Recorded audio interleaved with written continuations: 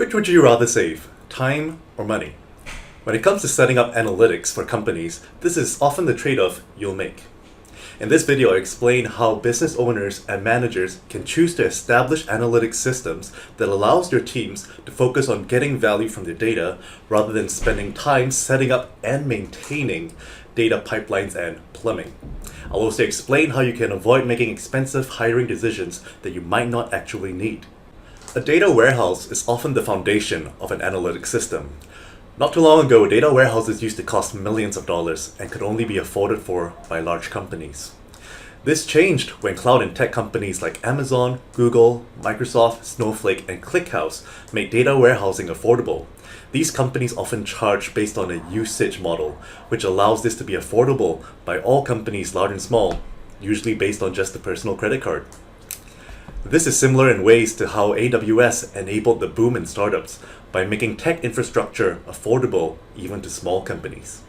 This fundamentally changes the equation when it comes to costs for data labor versus data infrastructure.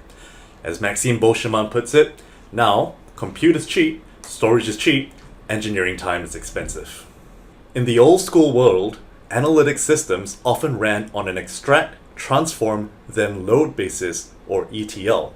This is an engineering-heavy approach, which makes sense because warehouse costs ran into the millions, so you would want to transform the data first before loading it in.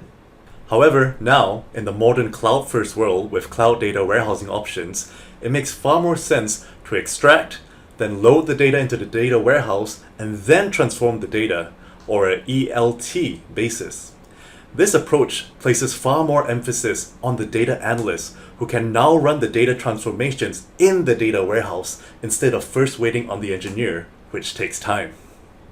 This change made a huge difference, and it means that an analyst can now perform work that used to require both a data engineer and an analyst, which saves both time and money.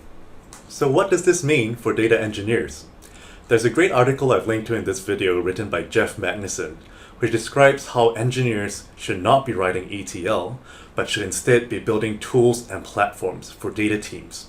And given the global shortage in data talent, it makes far more sense for your team to be focusing on new problems and creative approaches rather than spending time on problems that have largely been solved by technology. So if you're trying to figure out how to set up an analytics system and a data team, remember that the trade-off you often have to make is between data labor costs and data technology costs. And depending on who you're speaking to, whether you're from the traditionalist school of thought or from the cloud-first world, you might be hearing different views. Now that you have this information, you can ask yourself and your team, how would you rather spend your time? Thanks for watching, and let me know what other topics you'd like to see in the comments. I'm Evan, and I'll see you soon.